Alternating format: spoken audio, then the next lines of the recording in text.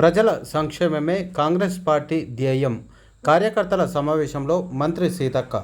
కొమరంభీం ఆసిఫాబాద్ జిల్లా బెజ్జూరు మండల కేంద్రంలో శనివారం సాయంత్రం 4 గంటలకు బెజ్జూరు, చింతలమానేపల్లి మండలాల కాంగ్రెస్ పార్టీ ముఖ్య కార్యకర్తల సమావేశానికి ముఖ్య అతిథిగా మంత్రి సీతక్క హాజరయ్యారు. ఈ సందర్భంగా మంత్రి సీతక్క మాట్లాడుతూ బీఆర్ఎస్ పార్టీ 10 సంవత్సరాలు ప్రజలను దోచుకొని తిన్నదని, మళ్లీ అధికార దాహంతో కేసీఆర్ బస్సు యాత్ర చేస్తున్నారని ధ్వజమెత్తారు. కాంగ్రెస్ పార్టీ ప్రజలకు ఇచ్చిన 6 గ్యారంటీలను అమలు చేస్తుందని, ప్రజల సంక్షేమమే కాంగ్రెస్ పార్టీ ధ్యేయమని అన్నారు. ఈ సమావేశంలో కాంగ్రెస్ పార్టీ కార్యకర్తలు, నాయకులు తదితరులు పాల్గొన్నారు.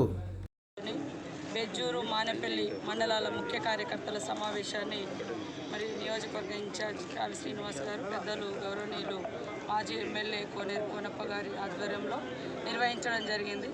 ప్రతి మండలంలో ఉన్నటువంటి కార్యకర్తలకు కాంగ్రెస్ ప్రభుత్వంలో జరిగినటువంటి అనేక సంక్షేమ కార్యక్రమాలను వివరిస్తూ ఈరోజు ఈ బీజేపీ బీఆర్ఎస్ ప్రభుత్వంలో రైతులకు, మహిళలకు, గిరిజనులకు, దళితులకు, ఆదివాసీలకు, మైనార్టీలకు జరిగినటువంటి అట్టడుగు వర్గాలకు జరిగినటువంటి అన్యాయాన్ని వివరిస్తూ రేపు రాబోయే కాలంలో కూడా ఏ రకమైనటువంటి సంక్షేమ కార్యక్రమాలు మేము వివరించడం జరుగుతుంది. కాబట్టి ఇక్కడ ప్రజలందరికీ ఒకటే విజ్ఞప్తి చేస్తూ ఉన్నాం. 10 సంవత్సరాల బీజేపీ పాలనలో ఈ దేశ సంపదను మొత్తం కూడా దోస్తులకు దోచిపెట్టిండు.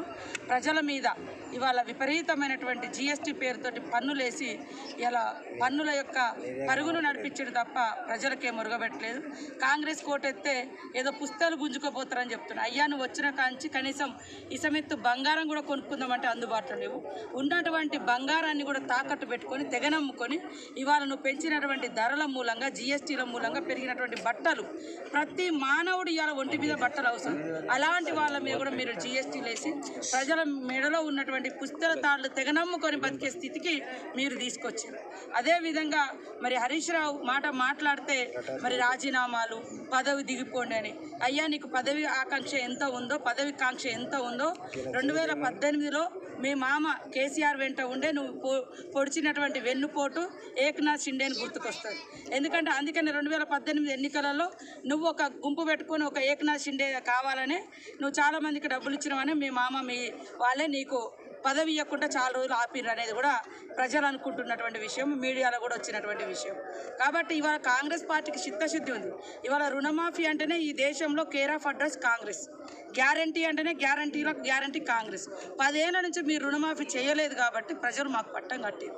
కొద్దిగా కూడా ఓపిక లేకుండా అధికారం పోయిందనేటువంటి అసహనంతో మీకు తెలుసు ఆయన ఎంత ఉందంటే 1,00,000 కోట్లు తిన్నా సరిపోదని మళ్ళీ తెగిపోయిందని కూడా నువ్వే కట్టడం కోసం నీకు ముఖ్యమంత్రి పదవి కావాలని ఇవాళ రైతుల పేరు పెట్టుకొని మళ్ళీ అట్లా. అప్పుడు ఆ రోజు కూడా విద్యార్థులను చావులకు ఎగదోసి నువ్వు తప్పుకొని పోయి పదవులు అనుభవించను. ఇది మీ చరిత్ర.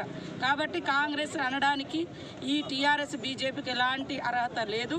ప్రజలకు ఇచ్చిన ప్రతి మాటను నిజాయితీగా నిలబెట్టుకుంటాం.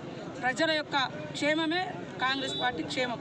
కాబట్టి మమ్మల్ని ఎవరు కూడా నిందించాల్సిన అవసరం లేదు, మా నిజాయితీని శంకించాల్సిన అవసరం లేదు.